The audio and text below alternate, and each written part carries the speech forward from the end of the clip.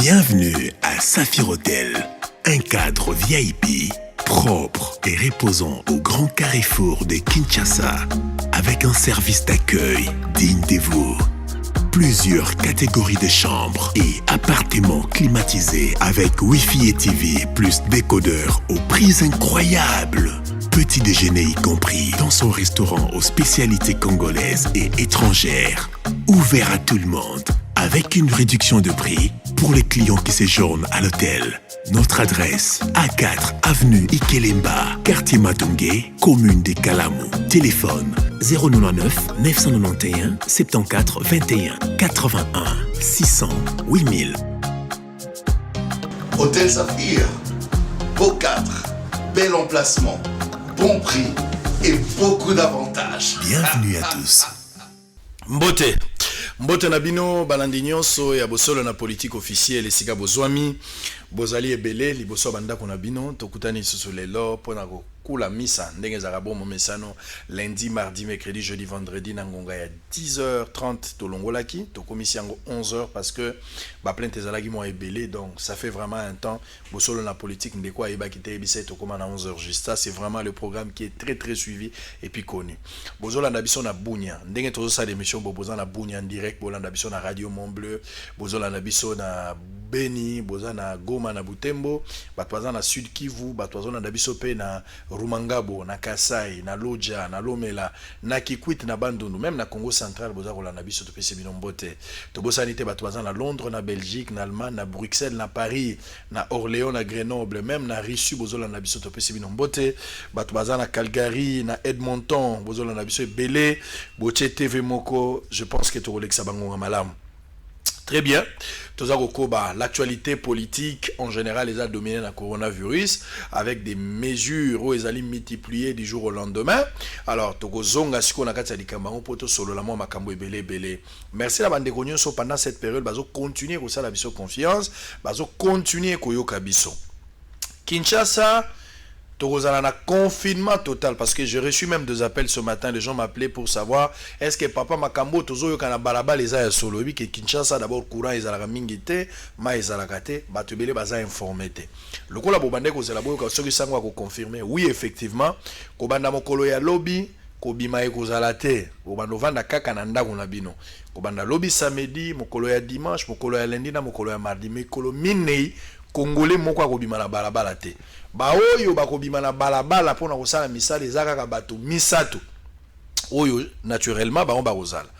Donc toza la police oyo akozala pona kosala misala ko encadrer ba mesure, to kozala na ba minganga ba baza censé convoquer librement pour hôpital les na grève te et puis deuxièmement et troisièmement pardon to kozala na ba journaliste.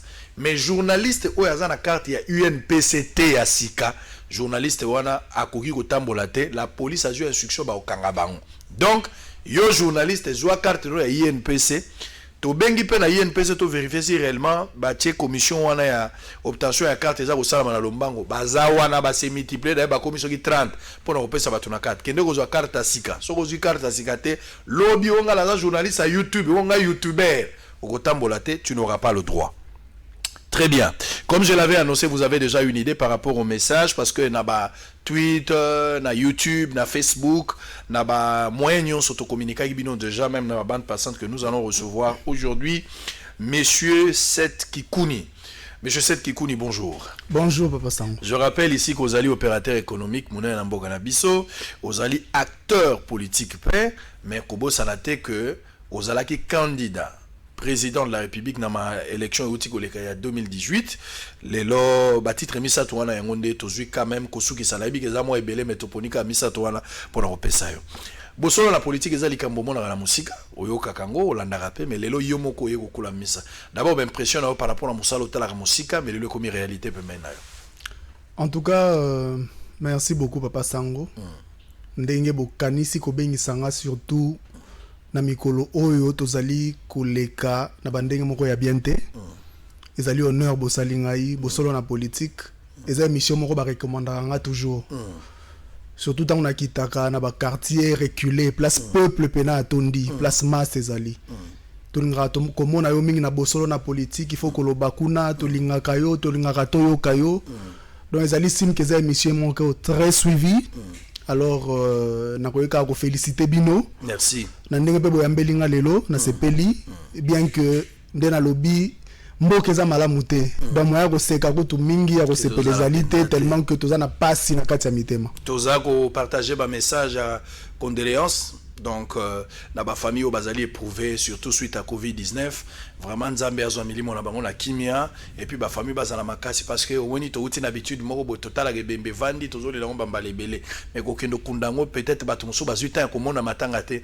ezosala pasi bozala makasi c'est une période ça passera continuez à croire nzambe aza certain il fera quelque chose alors naningi tosolola mwa makambo misato lelo mpenza na bengi yo tolobela mingi likambo ya confinement parce que le gouverneur a vu la décision ou tamokolo ya lobby 4 jours tout ça la 3 semaines donc ça la 4 jours to permis 2 jours to bimi 4 jours naningi to lobela nan likambo ya confinement par intermittence il y a 3 semaines mais to lobela pe likambo ya moyen de suivi et il y a survie pardon moyen à survie ndenge nini bato bakobika pendant 4 jours bakovanda ndako pendant que congolais to kinois aliaka na taux du jour makambo yango sala mandenge ni to raisonner autour yango to kolobela pe banga ba coronavirus pour essayer de sensibiliser les gens en tant que leader d'opinion acteur politique monene et puis on va parler des conséquences socio-économiques parce que des places wana mo beaucoup ezali constat ya bato bazomona que l'état azo gagné mais population de bakoba na bango population azo subir bino boza balobeli ya peuple voilà pourquoi to sala quelque chose exercice mo malam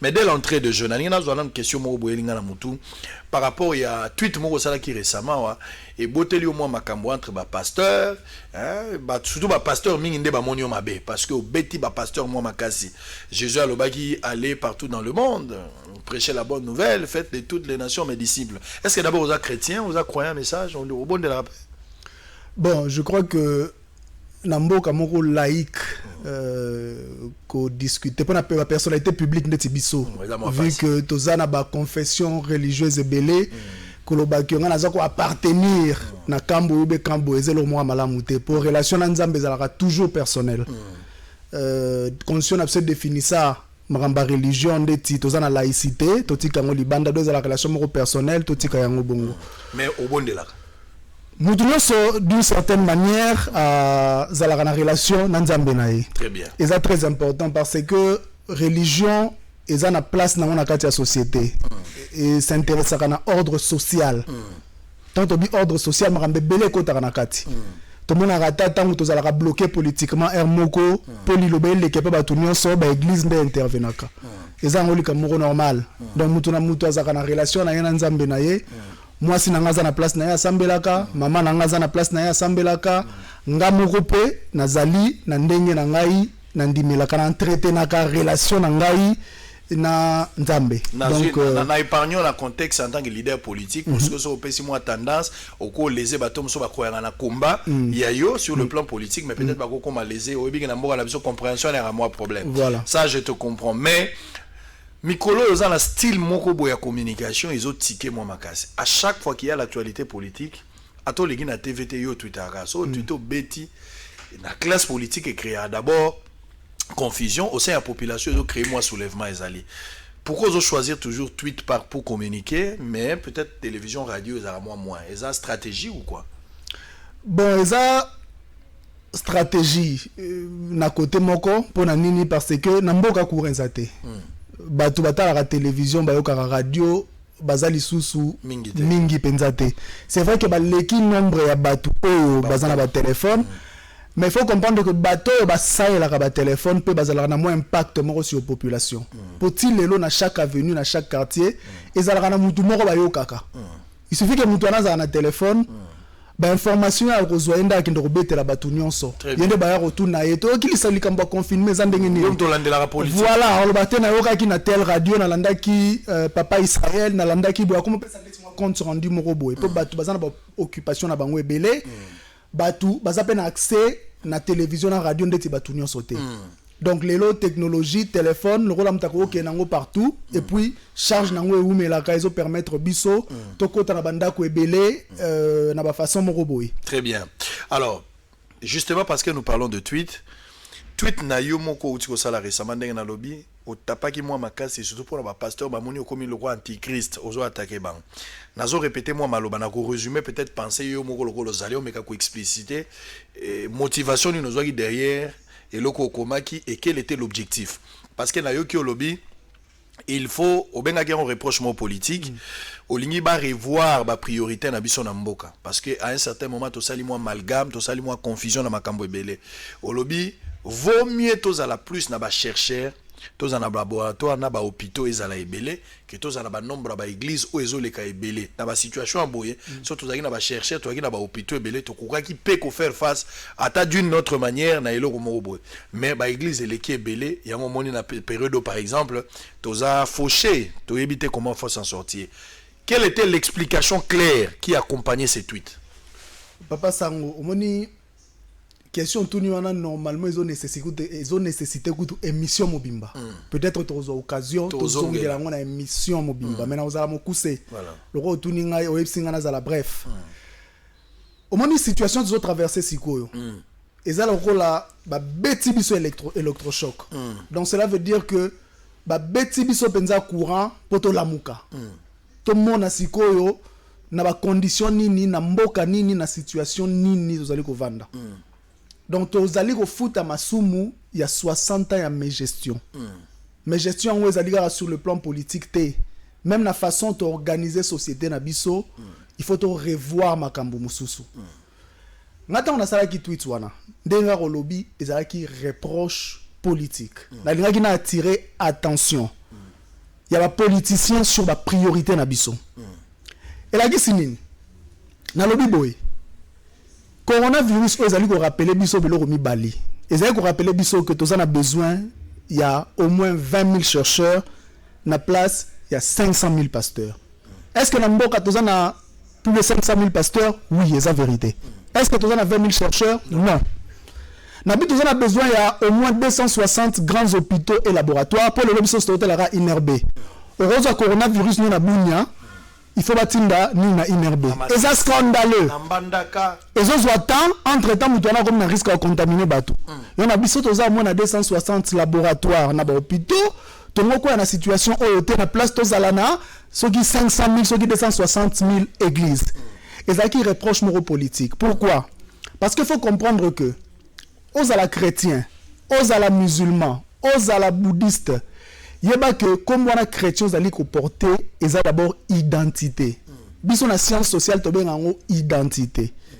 wana ekota tapé en contradiction avec ba identité mususu eza na normal mais lelo oyo so yo boti mwana na opes exemple moko simple ba comprendre nga mabete so lelo boti mwana et que obeli maladie obiki na maladie wana mwana wa tuniyo papa obelaki obiyaki ndenge nini yo bisie que ezanzami mutabiki sa kingai est-ce que moi na wana lobby akoluka moyen ayeba nzela mubikelaki aza limité pour na nini po yo okateli réponse na kimokuse yango wana tozo vivre na monde moko ya science na technologie et c'est ngaka curiosité et c'est ngaka imagination et c'est ngaka espace muto tu na ba question mususu qui choque le mot église a robé un blasphème mais c'est la question normale le nom mokili mba nous na bango c'est pas scientifique pour na nous toze la vaccin na kisi mais batu wana bazali comme tout na ba question bakanyi miso te pour assemble bazali ko jeunete yango wana ozomona que na lobaki kozana ba scientifique c'est important mais pour na kozana ba scientifique il faut sous sa motivation n'était pas apparent kotika bango liberté moko boye bazala batu mo batuna kamituna Europe katakra na mkuso to bisa mwana o nzambe mutasalaki nzambe mutasalaki ça ne marche pas comme ça to pegisi mutu asambela te to pegisi mutu te po religion finalement za culture na biso ngabo na tangi na ekola basango tina silisi na rôle bateke na bloki religion bo puis religion za na rôle na ngona kati ya société na lobaki ordre social mais batu il faut ba comme na culture ya kotuna mituna ya ko dute na makamususu ba ko uloga ka boite ya moto kompena ba charlatan belé batu na butu bazali kuona ba théorie na bango koloba makambo ezangi nzela et puis tozali ko ndima pona nini po toza kotuna suka mituna te o estengeli kotuna or science évoluaka na mituna tona lobi science ezali bilono toza ko salela micro toza ko salela voiture avion kiso baza ko luka chloroquine nyoso na science na technologie ya onde toza na besoin na ngovi na biso lelo à 90% eza ko dépendre na science na technologie toza obligé ya ko développer aspect wana des choses na mboka na biso Pour les lots, il faut compter sur nous-mêmes. Nous sommes pas frontière na bango. On ne peut pas parler d'un développement sans science et et technologie. Nous sommes obligés d'investir dans la science et la technologie. Moi, je comprends pourquoi les pasteurs sont frustrés. Alors, je me suis dit peut-être que ça pour l'église a traversé la période difficile, il y a un scandale. Vous parlez de quel scandale, par exemple? Détails, on a besoin de réseaux sociaux. Le scandale est salamé belé. Bon, c'est vrai que le procès est comme une soukate. Moi, la vérité n'est pas la vérité. Mais l'église a traversé une période très difficile. Et puis le président Senaki que bakanga ba église bate belé balobaki que bokozwa mabonza te bokozwa nini te peut-être moi kanda wande sandi que le wanga na personnalité publique politique ba se déverser na ngai mais tweets na ngai ezalaki reproche politique mais attaque na bango et décevoir nga makasi pour façon balobeli e kamwisi ngai mosala nzamba finga kate na fingami publiquement et pas ba pasteur et la kisi pe bizaleli ya ba pasteur ebele la kisi ba même baza ba faux po muta sambela ya solo soki muta lobelo ka mabe akoseka leki ou encore akosambela mutu wana toi pour approcher pour solo na voilà mais soki yo bandi ko finga cela veut dire que ça ba insécurité cela veut dire que l'homme sur sambela ya solo te ba question faut aborder en mais ndenge na lobby priorité na biso siko za coronavirus to kozongela makambo wana sima na ba détails. Très bien, il y a pas de problème là, très content na ndenge o expliciter yango mais vous pensez qu'on a période tozanangwa parce que lobby lo mo abongo na ina eba nani sengeli a formé scientifique eza un homme politique ba politique ne baza obligé ba former ba scientifique ou bien eza ba parents de faut ba orienter bana pour que lobby baza ba scientifique. Responsabilités à partager. Ouais. Mais responsabilité les autres bandes dans la baboti, les autres bandes dans la politicien. Pour moi, n'attends à bota maka. Azalaka na ba place to benga ba source o ba pesa ka éducation et instruction. Ya libose banda na famille. Alors, langage o mo boti na ye atenaka par rapport ya monde ezali ko entouré biso est très important.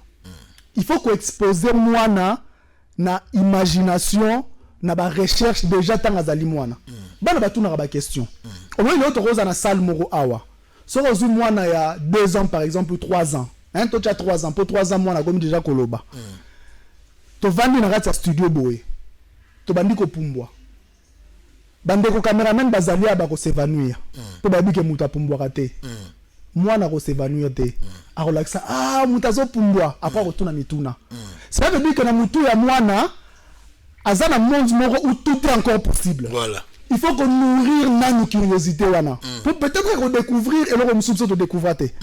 Pour nous coula comme déjà figé. Et c'est très important la réponse de Pesarabana. Les autres la concept moro to utiliser ka na domaine académique pour natangi sarapé. Et ça to benga illettrisme scientifique. Na on peut ce exemple à Moukié. Science essaie de découvrir que la terre tourne autour du soleil. Mais le langage na biso ya tous les jours autant ça rabana to lobarani est-ce que moi ici et la mouki moi et lali donc ils ont présenté car le soleil ne te bouge autour de la terre et ça langage moi irresponsable autant moi na zo kango na mutune déjà bandi yebi que et ça ce n'est pas la terre qui tourne autour du soleil c'est le soleil qui tourne autour de la terre et ça théorie moi ya kala mais sans ça démontrer le contraire avec de preuves au qu'on peut reprouver. Très bien. Il y a une éducation bandara na base d'abord famille. Voilà. Si quand on bana bazola qui sa curiosité on a plus besoin quoi avancer.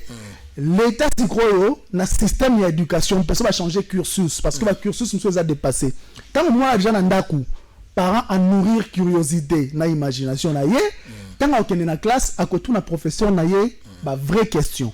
Tant on a la vraie question professeur a ko fungula la siko espace pour akomana esprit wana ya ba recherche la continuité à recherche mais c'est yo boti mwana tongo po ko beta yaka lisolo ya David ya Samson na ebite ya Noé ya nini mwana na kozana imagination te lokuta mabe mwana wana akozana imagination ata moko. Bon problème peut bana na biso to babota makami bagenda consacrer bango ndeza recommander na Nzambe pe na Bible après consécration ka mama moi mo benga mwana prophète wa oza prophète ye mo benga mwana oza pasteur donc makambo science na mutu ezate na mona ke on a benita on a kena otu na bana musoto to na bango Qui sera le président de la République? Bana bazate. Na ozala médecin, bana bazate. Na ozala docteur. Mais so tuninga na ozala bazate pasteur. Oka mwana ça ebi déjà ne mama ebisaka ye. Bwana eza entre parenthèses bana esengeli ba yeko la penzela nzambe, mais au-delà ya ça net au vivre na se ya moyo yo, faut mailler pe sala.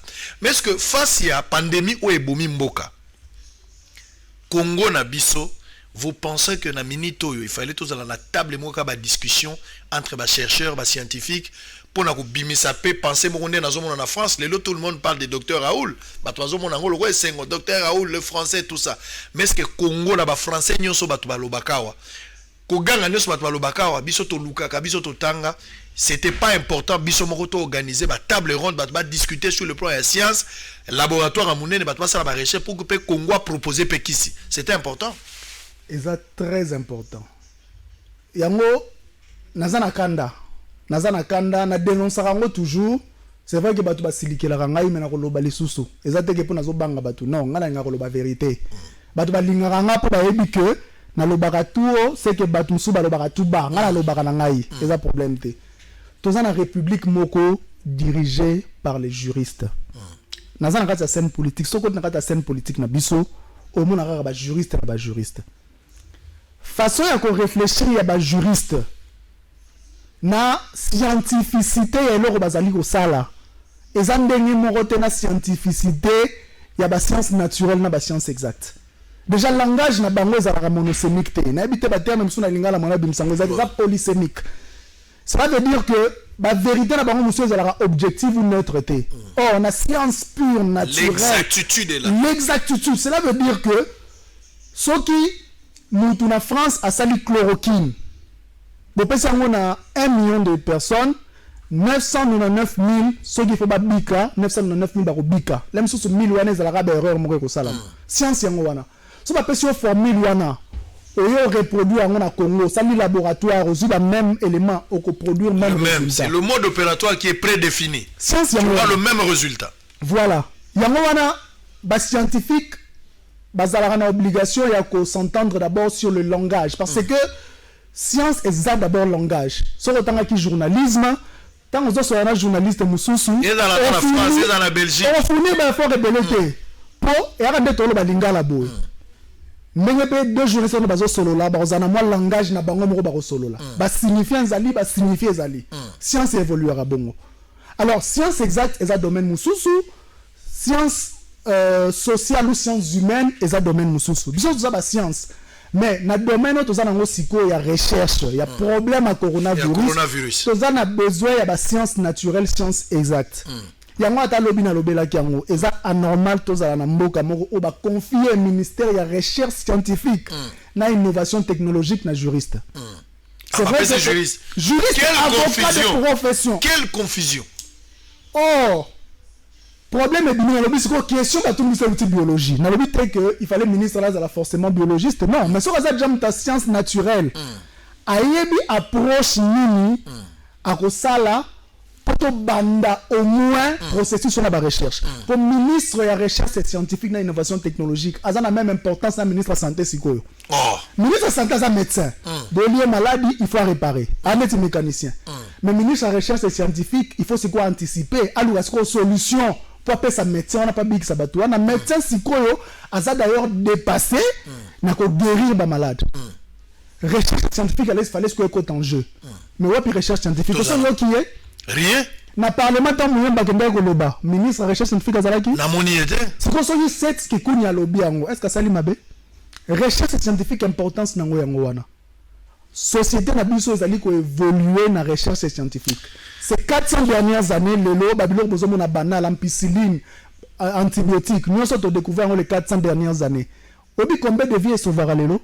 So ba bando ku falo bina ba 30 ans 40 ans ba ko malelo ba 75 ans 80 ans 100 ans. C'est parce que ba scientifique moko ba vanda ki ba sali ba recherche. Ba ki sitomela kawana ba opération lelo mutema no ko ma défendre ba ko changer ba peso mutema mutu mususu ezali science. Recherche ba ko pesa yo rien mutu mususu ezali science ezali recherche ba tuna ba question ba se limiter à que mutabiki ezamzambe non tango biki ba ko tala qu'est-ce qui s'est passé? Est-ce que c'est une mutation? Même si on développe un gène, on va utiliser pour guérir tout sous science yangoana.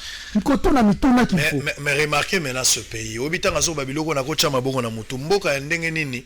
spécialisation ba recherche na biso za na motema mabe spécialisation auto sali moi spécialité na biso toza nango na kati ya makambo eza plus ndenge nini ko bomande ko na yo ndenge ko kotela ekulu na évoluer politique patie maele ndenge yako yiba ata ndenge nini ko yiba boba ko motimbela bimisi maela sika bandoki pe ba changer na ko bomali su bote na ko chambasu c'est-à-dire bato basali ba recherche négative basali ba recherche na sens ya ko bebisa na place ya ko bongisa c'est ça la société congolaise pour na makambo to loboy tala problème o ko libiso ya corona bamboka nyoso débat scientifique ezali ndenge ndeko seka lobby mais pas na biso ezate pas na biso même ba maman oyo bayaka mingi awa na lobaki yango lobi bato ba oseka ngo mais ba chercheur na biso traduit praticien ba makasi kana mambo luketo tina se bango bazwa partie ya hanche tina se koto nzamba pesa bango yango koto likolo bango bakana ngote oko ka faiblesse sexuelle oko kaka o hémorroïde bango bazala kaka na soki rénal bango bazaka na maladie ya C et puis bana bakisi ya ndenge na ndenge pona C bango bapona na bango na C likolo bakokaka te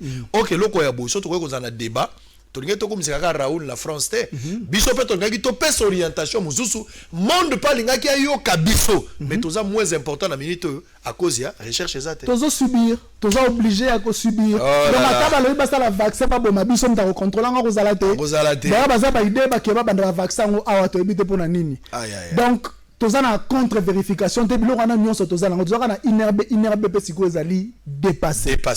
On va souffler d'abord, on va prendre une pause et puis on va se retrouver tout juste après poto lobela likambo confinement oyo et après temps sur ça ma 3 semaines 4 jours on va étudier maintenant makambo Jantini à lobby est-ce que c'était vraiment le moment à hausser le ton à avoir décision oyo est-ce que c'est pas tôt c'était pas mal pris total la baraté on va réfléchir tout à l'heure je rappelle ici sur ce plateau tous à la monsieur Seth Kikouni Azali opérateur économique acteur politique Mouna Mboga na biso mais aussi Azalaki candidat président de la République dans ma élection oyo en 2018 en image précieux Mouyoko on se retrouve tout juste après pour la continuité de la politique officielle à tout à l'heure. République démocratique du Congo comme pays de résidence. Comme vous le savez, notre pays est frappé par le coronavirus depuis le 10 mars 2010.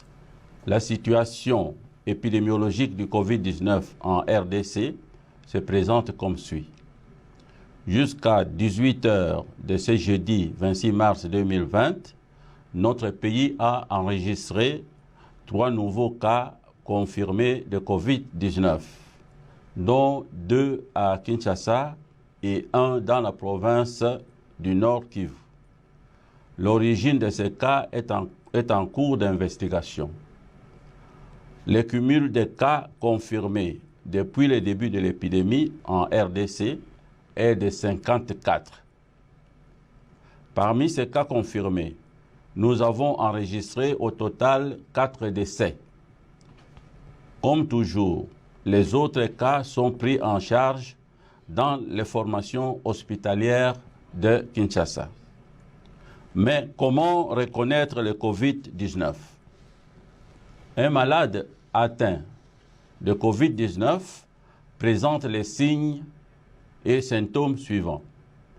Mal à la gorge, toux sèche, rhume, fièvre, maux de tête, respiration difficile.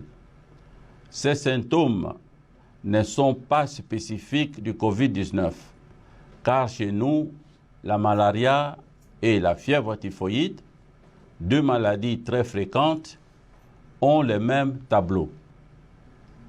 Il n'y a que le médecin ou l'infirmier consultant qui peuvent dire s'il s'agit d'un cas suspect de Covid-19 ou non. Merci peuple congolais pour votre soutien inconditionnel à nos équipes de la riposte au Covid-19. Ensemble, nous vaincrons le Covid-19.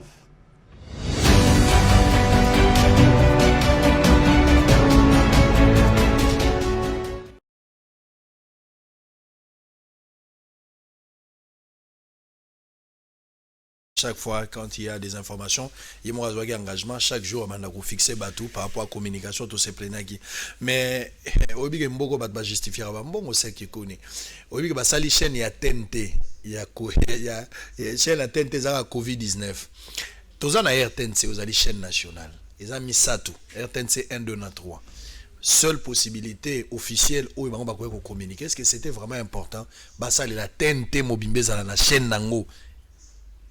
Justifier bon moment. Est-ce que c'est important? Papa Sango, je crois que polémique à l'Iboson a créé un mboko yo. Les RTNC. Les arrêts RTNC. Nazaki clair. Yondo le baga bateka RTNC. Na kenda na manzela ni balete. Pour na mona ki déjà, na vanda ki na étudier, to vandi na équipe à communication. To lobite photo sala boy balobi ote bo utiliser terme libéralisé te na lobite te faut lo ba vérité okoteka yango ozaka président na public okoteka ero to lo beso ya TNCT et comme moi privé ndambu peut-être ba bino bokoti bozu ba pa ba te belé gestion na ngolo comme eloko musu nazo regretter so ozalaki nde na zui na lobaki yango depuis kala que chaîne no eza ko likamba batute bo changer batukuna ti bo lemba église au milieu du village toyebi nzambe basambelaka toyebi so babangaka nini so ezalaka problème nini baza église au milieu du village mais basambela nzambe à pouvoir exactement ata lelo Félix Tshisekedi ya na pouvoir 80% d'information ezalaka ya FCC tozomona yango biso lelo mo tokende ya TNC zate menga alobaki sikoyo to ana besoin chaîne nationale te yo zali obengisi ngai te baradio ba chaîne mosusu ebengisaka bato nyonso mais RTNC aponaka bato na ye non seulement aponaka bato na ye mais aussi qualité. Exactement mabe que yo ça l'émission peuple azali kolanda ozali kolobela makambo nyonso soko tali RTNC oza na impression le roi to vendre na to vivre na New York au moins ba bureau climatisé ba jeep ba kondi social à peuple ata problème a beni jamais komona yango wana chaîne nationale ndengeni et ça c'est comme programme beaucoup de ça va privé na kati makambo ngo changer très bien après to refaire chaîne mususu si ma ba payer belé comme na ngopé sans chaîne nationale ba fonctionnera na bango fonctionnera gouverneur ya ville à Kinshasa Gentini Ngobila Gentini aza actuel gouverneur Kinbo Peto c'est Betien na nzoto nenga za na komi kilo moya sans sortir eza soute pour Kinbo Peto na ebité soto obeta ngo lisusu abiki pour la Covid-19 lelo Gentini a eu gouverneur a eu décision ba décision eza ebelé mais na linto ke nango mwanda ndambo obando balela ngota mo 1 minute olongoli moko 1 minute est-ce que d'abord était important lelo Gentini a eu décision akoloba na bato bafana na ndako pendant 3 semaines ba mesure préventive na yazu pour vendre 4 jours donc net aux samedi dimanche lundi mardi to vandi mercredi na jeudi net robima 2 jours wana bato fu bangendo somba babiloko ce qui prévention ya kokima malade ezali moko banzela balobi faut pas besoin d'un rassemblement à plus de 20 pendant 2 jours wana wenze ko sala mandenge nini bato muso bando pumbwa na bango bake bazui to wenze muso ko sala ba 4 heures. Comment vous analysez d'abord la décision prise par Gentini Ngobila au Moniangonen? C'est de trop ou bien il le fallait? Et puis décision à Liboso, confinement à 4 jours après Borobima. Lecture na yo. Papa Sango, avant na kota na détail à décision pour la limite pour créer confusion. Peuple za kota la biso na limite en tant que leader d'opinion na lobalika moko ba lobaki ote set alobaki boye yango esali que to sala boye non. Siko to na maman photo tenir ba discours moko très responsable. Et ça rôle dans les rôles dans les rôles à l'autorité. Très bien. Na cas ya crise. Dirigeant nyonso. Quand on dit dirigeant, na lo bakaka ba autorité politique te. Et vous la papa moboti na kati ndako mama azana bana comme dirigeant. Azara na ba responsabilité mibale. Et ça na importance moko. Responsabilité liboso ezali ko silisa urgemment problème wana. Ko luka moya ko silisa d'abord problème. Na lombango nyonso responsable de ça yango wana ya mibale ezalaka kosala en sorte que problème wana se répété soko tali bien na crise oyo au monde ezali ko traverser réflexe ya ba dirigeant nyonso eza na sens moko to arrêter hémorragie to si ça problème na lombango et puis to luka mécanisme oyo kosala que et se répété to bandaki na maladie moko. Mais tu as déjà la probabilité de l'eau maladie moi contaminer 4 personnes bah comme à 8 bah comme à 16 et kende bongo. Donc tu remarques que ceux qui te kati yango boete maladie va continuer. Et puis ceux qui te guérir ba tout nyon sauter. Il suffit que mutu moratika la maladie, mutu la rebandaliser sous processus ya contaminer ba tout mususu. Très bien. Quand on a problème ezate. Bazu ba décision oyo il fallait bazwa na contexte wana. Mais ngai elo reza ko déranger nga par rapport à décision wana bazui ezali ba détail tant que une décision importance munene boye il faut bon mobiliser bato ebele pour ba expliquer ba détail makambo wana ngo salama pour tout lo bango bato nous pas na accès à information te yango il faut to développer un mécanisme ou ko sala que bato ba comprendre pourquoi tozali kosala yango motivation ezali nini pour bato bazo comprendre te bazomwaka ndeti que tobanda déjà mabe quand liboso komaki problématique aza maladie te bato base décourager yango je tiens aussi à féliciter ndenge les gars na Lubumbashi pour réflexe ça mais Lubumbashi c'est extraordinaire ba lobby yango gouverneur azu ba mesure moko boye bato ba bimité pas réussite totale même ceux qui bato musu ba meka ko critiquer et qui très irresponsable la minute tolo ba peka refouler ba congolais atalaka ba congolais na mboka na bango place wana wana ezali débat moto ko mener siko te pour deux raisons voilà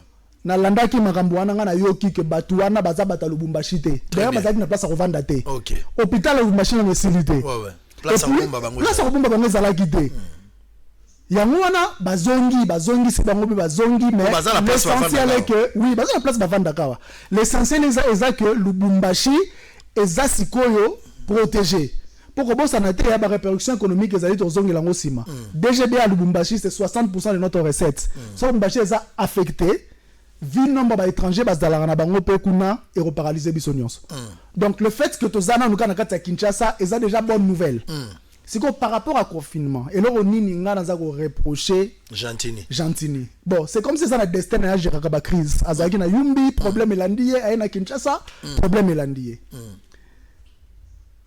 Kinshasa a 4 circonscriptions. Moi je pense qu'il fallait diviser la circonscription pour aller comment confiner circonscription par circonscription à tour de rôle. Pourquoi? Parce que l'élo la décision a exposé Kinshasa à risque de tomber malade. Cela veut dire que confiné qu'il y a 4 jours. Il y a 4 jours et puis mais si biso le lobby sont stokutana. Stokutana ba malade bazali to stanto c'est partager ba malade. Malade peut forcer la vitesse. Exactement. Cela veut dire que tu as dit processus moi il y a 14 jours. Au 4 jours tu vas na ndako. 2 jours tu bini lisusu biso nyonso. To kutani lisusu. Cela veut dire que bato baso ki maladie samedi ou lelo. Ba ozana 4 jours na bango mais o ba kozo maladie après 4 jours ba ozana premier jour na bango. Donc cela veut dire que tu allais ko déplacer problème. Yango wana il fallait à confiner par circonscription. Le lelo tozo ko confiné par exemple des circonscriptions funa na lukunga bokendo sala ba achat période à tel marché et ça détail noir ouais ko ça elango pour confiner Kinshasa mobimba d'abord sur le plan pratique et on a pas difficulté belé ba kitisi police mais police a encore gérer makambuana te Kinshasa mobimba zana au total 16 000 policiers 16 000 policiers ba o baza sur le plan administratif ba o baza opérationnel baza à peu près dans le 8 000 ba o basa ramusala bana makasi. Ce qui veut dire bah on contenir Kinshasa mobimba te et on créer des débordements et ça problème sur ça pour ça te peut-être le roi bazu décision wana ngana reconseiller bango ba solana ba généraux le ba kitsande armée pour nyoso to koloba sikoyo et rozana ngona sens mingi te pour na nini po bakondi bazana besoin ba mona 4 premiers jours à confiner ko le kandenge nini il faut notamment rester ni repesa bazo observer na nous biso nous to regarder observer to ko le bana biso du matin soit mes décisions c'est zwami à ce niveau to ko ikara ko encourager yango mais entre temps ko porter quelques critiques to na ba question moko légitime côté pratique ya makambo wana est-ce que ezali ko résoudre problème to ezali ko déplacer problème mutuna yango ezali ko mituna. Très bien.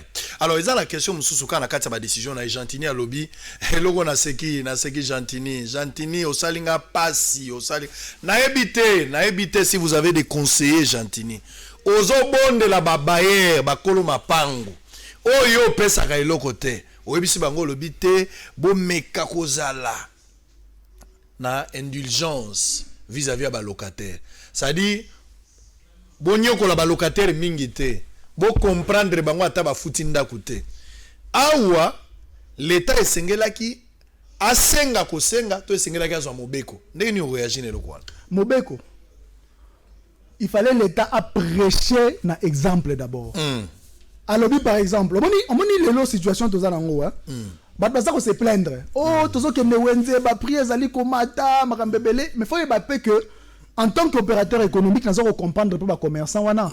Premièrement, bah on risque pas contamination. Tant que kita wenze wana. Deuxièmement, toi qui est la période morobo ombongo est son importance te. Cela veut dire que nous voilà que soit mbongo, mais so kaza na moyen ya ko se ravitailler te ya ko s'approvisionner dans ça na mbongo nous sommes de la monu.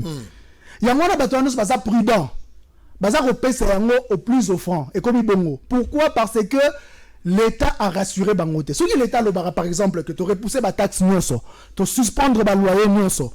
Ba impôt de fallait te foutre le 31 mars, pour date butoir le 31 mars. Tu muta foutre ngote. Et puis si ba banque, allez ba crédit nyonso pour reporter.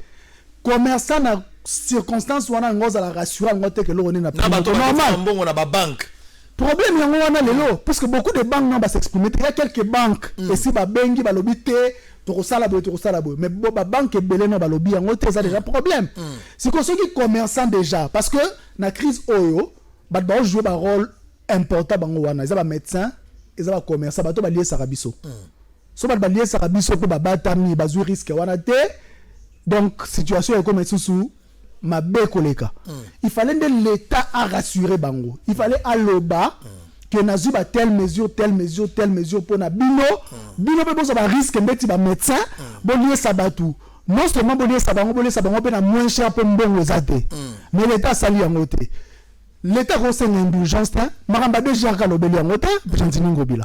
Mais déjà que ça taxe ko futa rabiso nyonso. Même babaye. Justement on veut que c'est une indulgence parce que bah on ne peut pas comprendre la situation. Bah place où ils allaient fermer nous avons foutu à loyer déjà nini. Nous toi à Salaka crise de bandit depuis les 15. Ceux qui entreprises dans la charge nango du 1er au 15 foutu ba charge à 5 ça bon à refoutre à travailleurs du 15 au 30 du 15 au 30 à salité en zombon wana wapi. Na économie na biso ils allaient déjà vulnérables et ça ko tambola nemo ya kotengama. Kotoana à mon avis, ça sens moko, ça qui responsabilité.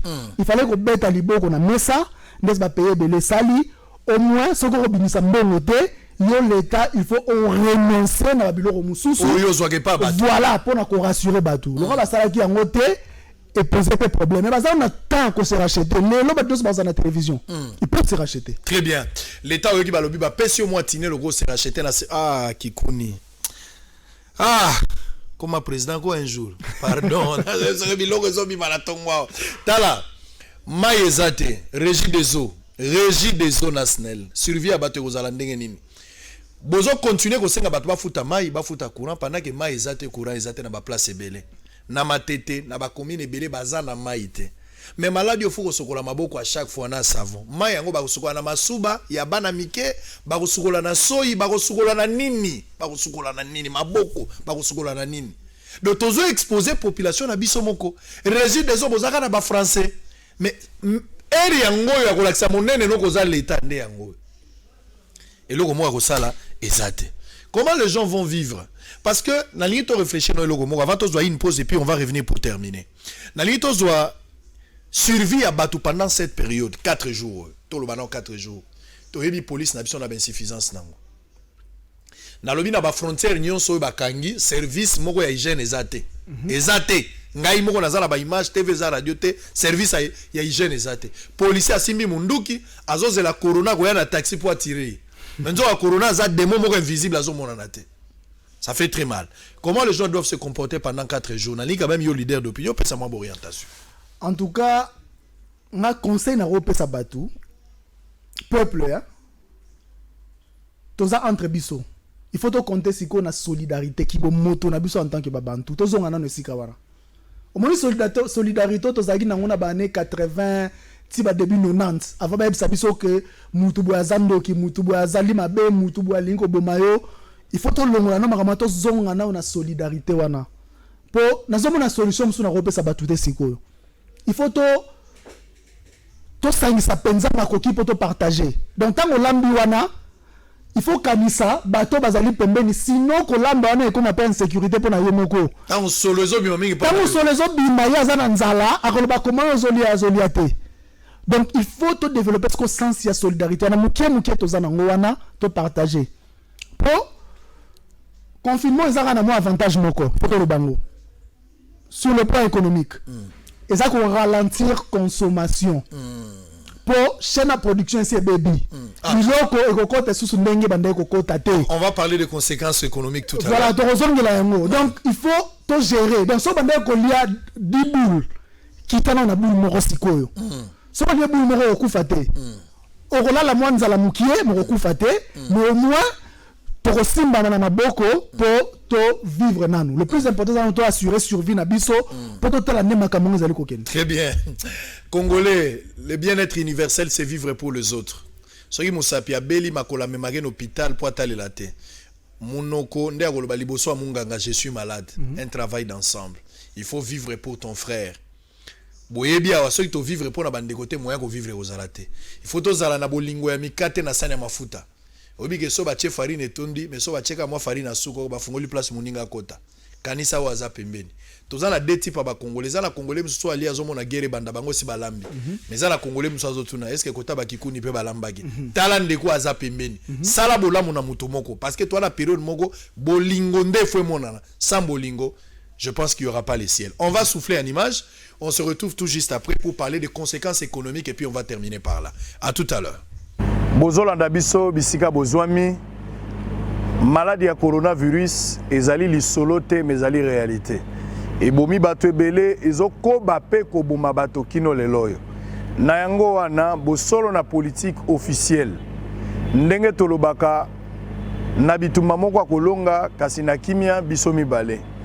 Ndenge tolakaki na bino babandrole ko mata pona ko sensibiliser pona ko yebisa yo moto yo kina note oye baete maladi o ezali ko boma esengeli o milengele soko milengeli te liwa ekoya ko kamata yo yango moni message to komi na bino yango ezali bosolo na politique officielle nde omoni bakomi ezali pete balobi na yo ne pas serrer les mains kopesa moto mbote na loboko te rester à une distance ya 1 mètre donc soko telemi na moto bozala na musika eleka 1 mètre to 1 mètre nde distance ezo kabola bino to pesi à se laver des mains et désinfecter les mains ko sokola ka maboko tango nyonso na sabuni bambala ebele na mokolo eza na ndelote ya ko sokola maboko wana awa tousser ou éternuer na kutu soko yoki kosu to lingi kosala ente eloko wana nde bako benga éternuer kosala ngo na loboko na ote tia yango na katikata loboko na oboy wana yango et puis ya mosu ezali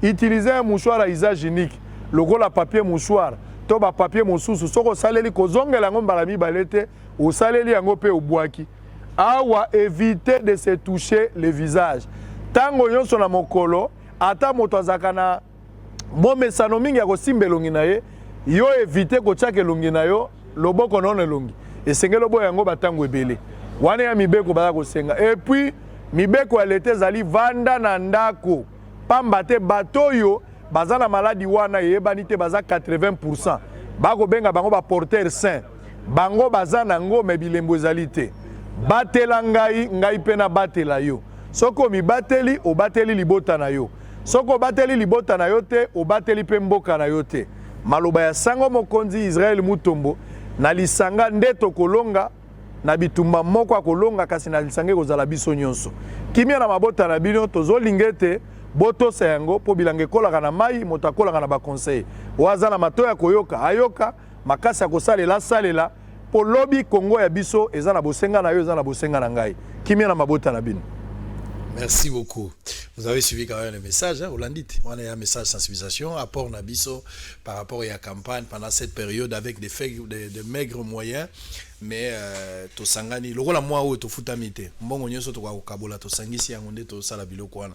Eza sacrifice na biso ndengo sengi bolingo yango biso pe to sali. En tout cas, félicitations, félicitations pour na musala au saleli pour na petit peuple. Pour ba discours nyoso sensibilisation, ezo ciblé mingi ba élite. Ouais ouais. Eza malamu te. Ba lettre na français, ba to ba yebi déjà la situation petit peuple ndazo comprendre te. Très bien. Ba acte aboye ba action boye zali à féliciter. Merci beaucoup.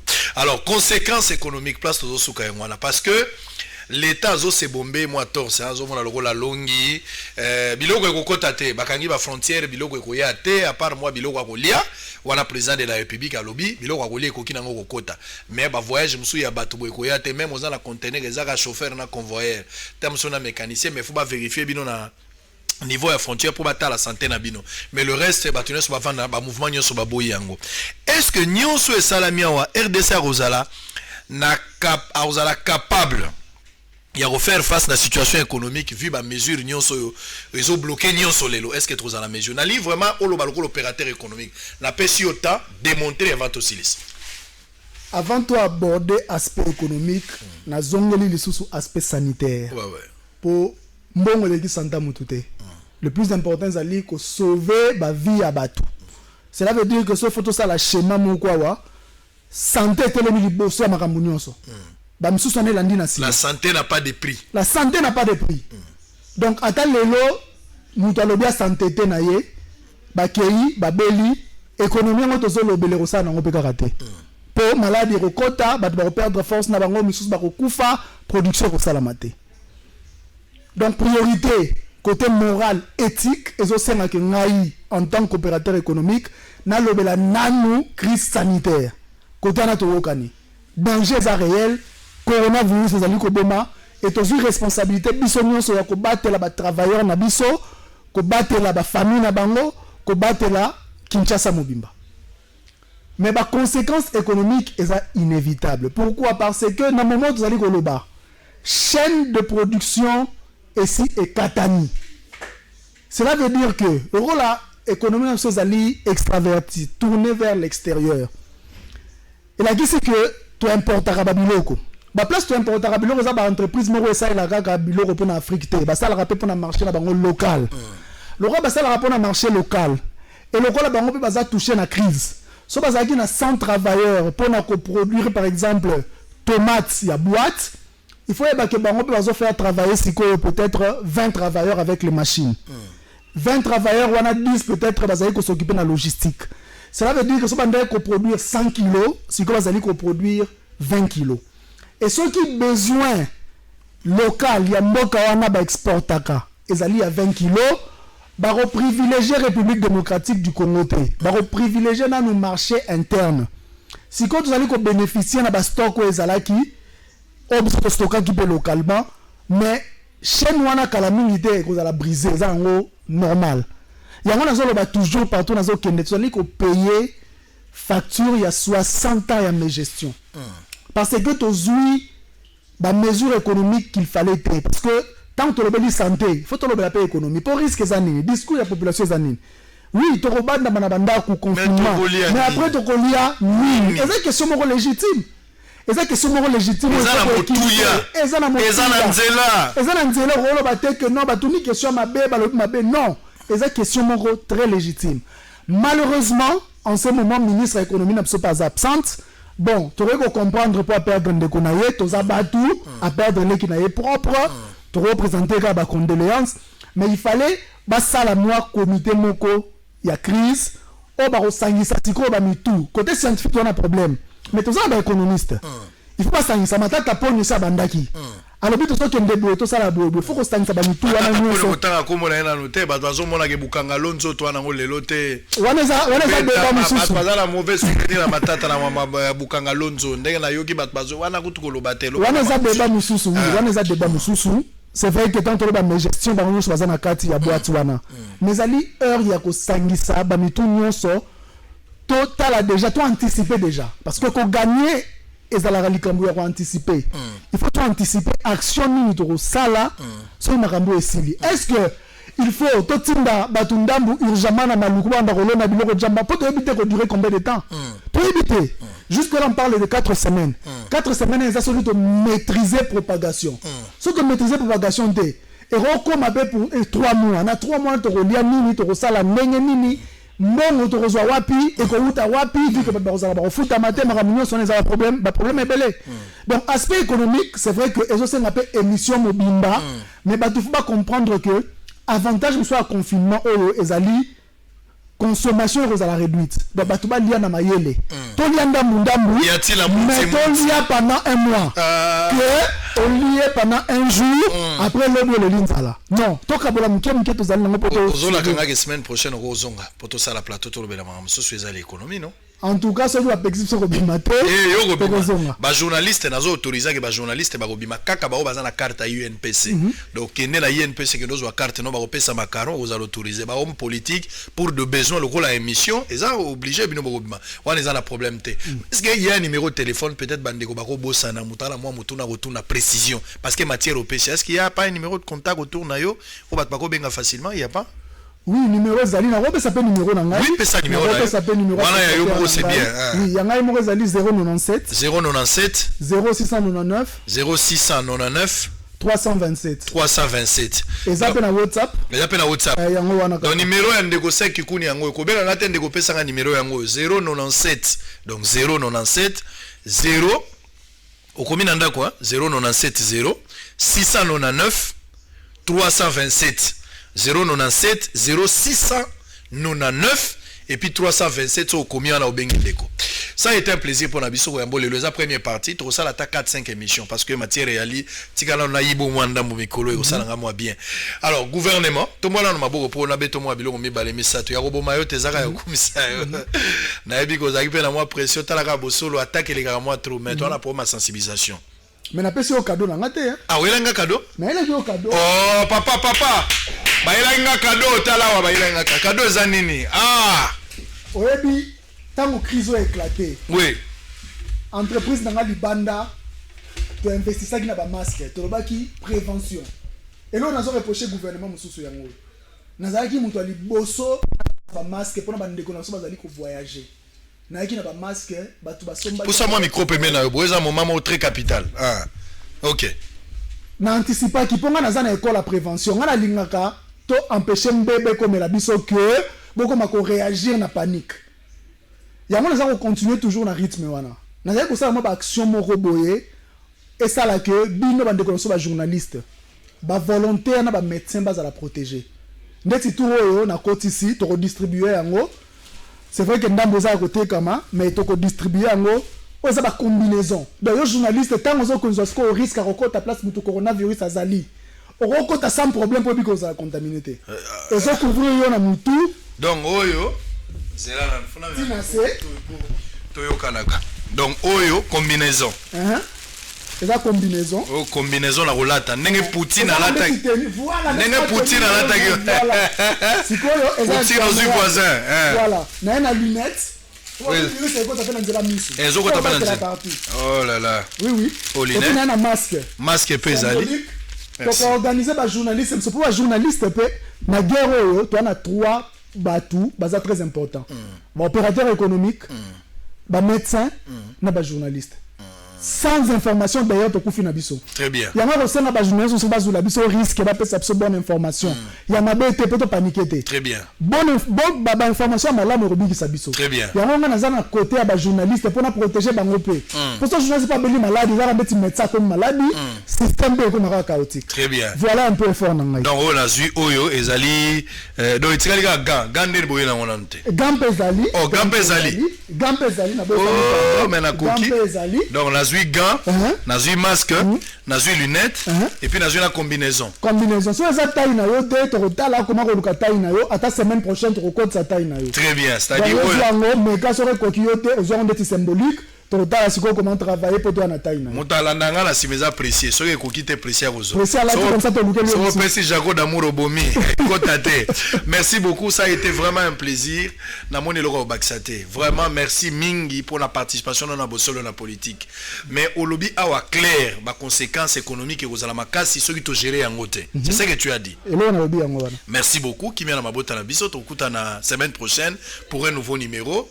Portez-vous bien. Bye bye. Merci beaucoup. Bienvenue à Saphir Hotel, un cadre VIP, propre et reposant au grand carrefour de Kinshasa, avec un service d'accueil digne de vous. Plusieurs catégories de chambres et appartements climatisés avec Wi-Fi et TV plus décodeur aux prix incroyables. Petit déjeuner y compris dans son restaurant aux spécialités congolaises et étrangères. Ouvert à tout le monde avec une réduction de prix pour les clients qui séjournent à l'hôtel.